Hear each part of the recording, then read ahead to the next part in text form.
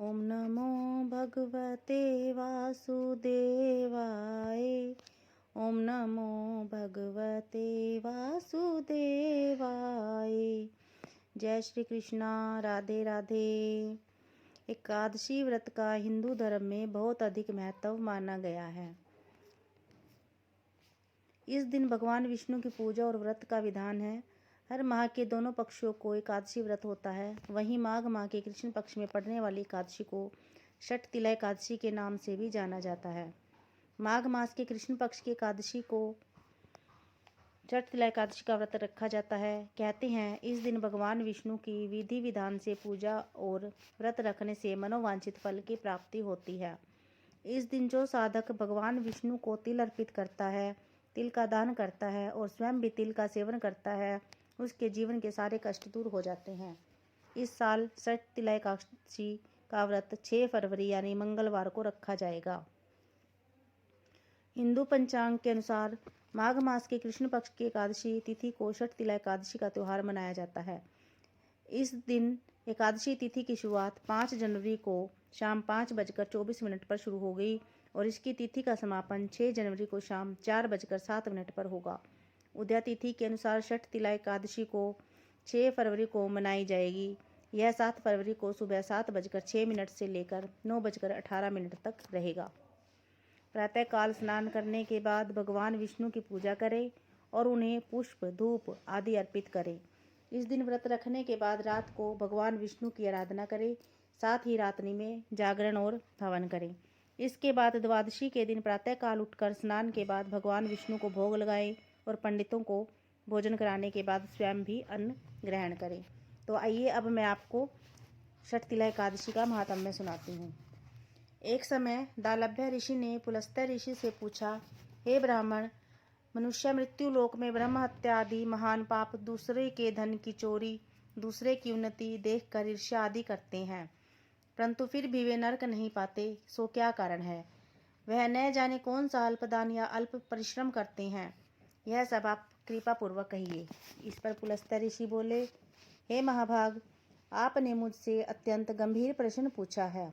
इसको ब्रह्मा विष्णु आदि भी नहीं जानते, परंतु मैं आपको यह गुप्त तत्व अवश्य ही बताता हूँ। माघ मास के आने पर मनुष्य को स्नान आदि से शुद्ध रहना चाहिए और इंद्रियों को वश में करके तथा काम, क्रोध, लोभ, मोह, ईर्ष्या, अभिमान आदि का त्याग कर भगवान का स्मरण करना चाहिए।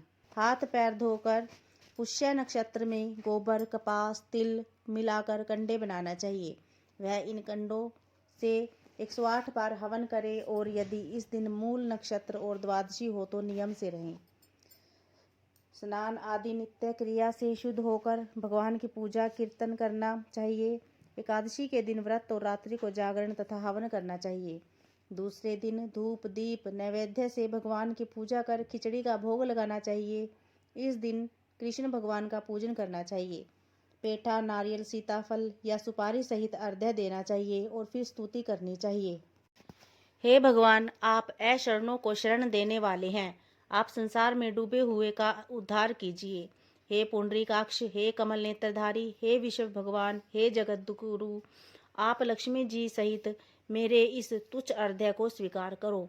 इसके पश्चात ब्राह्मण को जल भरा कुंभ प्रदान करना चाहिए।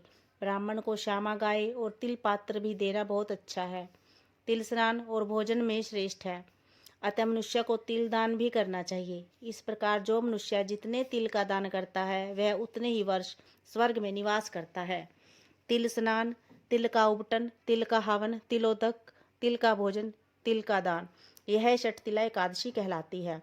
इससे अनेक प्रकार के पाप नष्ट हो जाते हैं। नारद ऋषि बोले, हे भगवान, आपको नमस्कार है। इस षठ तिला एकादशी का क्या पुण्य और क्या कथा है, सो कहिए। श्री कृष्ण भगवान बोले, हे नारद, मैं तुमसे आंखों देखी सत्य घटना कहता हूँ। प्राचीन काल में मृत्यु लोक की सत्य घटना कहता हूँ। प्राचीन काल में मृत्यु लोक में एक ब्राह्मणी थी। वह सदैव व्रत करती थी। एक समय वह 1 मास तक व्रत करती रही। इससे उसका शरीर अत्यंत दुर्बल हो गया था, परंतु उसने कभी भी देवताओं और ब्राह्मणों को धन तथा अन्न दान नहीं किया। इस प्रकार मैंने सोचा कि इस ब्राह्मणी ने व्रत आदि से अपना शरीर शुद्ध कर लिया है और इसको वैष्णव लोक भी मिल जाएगा।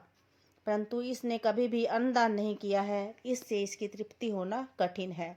ऐसा सोचकर मैं मृत्यु लोक में गया और ब्राह्मणी से अन्न मांगा। वह बोली, आप यहाँ किस लिए आए हैं? मैंने कहा, मुझे भिक्षा चाहिए। उसने मुझे एक मृत पिंड दे दिया। मैं उसे लेकर लौट आया। कुछ समय बीतने पर ब्राह्मणी भी शरीर त्याग कर स्वर्ग आई। मृत पिंड के प्रभाव से उसे एक आत्मगृह मिला, परंतु अपने को वस्तुओं से शून्य पाया। वह मेरे पास आई और बोली, हे भगवान, मैंने अनेकों व्रत आदि से आपकी पूजा की है, परंतु फिर भी मेरा घर वस्तुओं से शून्य है। मैंने कहा, तुम अपने गृह जाओ और देव स्त्रियां तुम्हें देखने आएंगी। जब तुम उनसे षठ तिला एकादशी का पुण्य और विधि सुन लो, तब ही द्वार खोलना।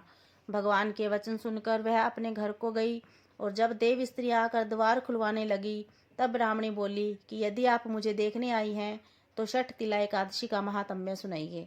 उनमें से एक स्त्री बोली, सुनो, मैं कहती हूँ। जब उसने षठ तिला एकादशी का महात्म्य सुना दिया, तब उसने द्वार खोला। देव स्त्रियों ने उसको सब स्त्रियों से अलग पाया। ब्राह्मणी ने भी देव स्त्रियों के कहे अनुसार षठ तिला का व्रत किया और इसके प्रभाव से उसका गृह धन धान्य से भरपूर हो गया। अतः मनुष्यों को षठ तिला एकादशी का व्रत करना चाहिए। इससे मनुष्यों को जन्म जन्म में आरोग्यता प्राप्त होती है और दरिद्रता नष्ट हो जाती है। इस व्रत से मनुष्य के समस्त पाप नष्ट हो जाते हैं। तो यह मैंने आपको षठ तिला एकादशी का महात्म्य सुनाया। श्री कृष्णा, राधे राधे। अगर आपको हमारी यह कहानी पसंद आई तो वीडियो को लाइक करें और ऐसी नई नई कहानियाँ सुनने के लिए हमारे चैनल को सब्सक्राइब करें। हरे कृष्णा, राधे राधे।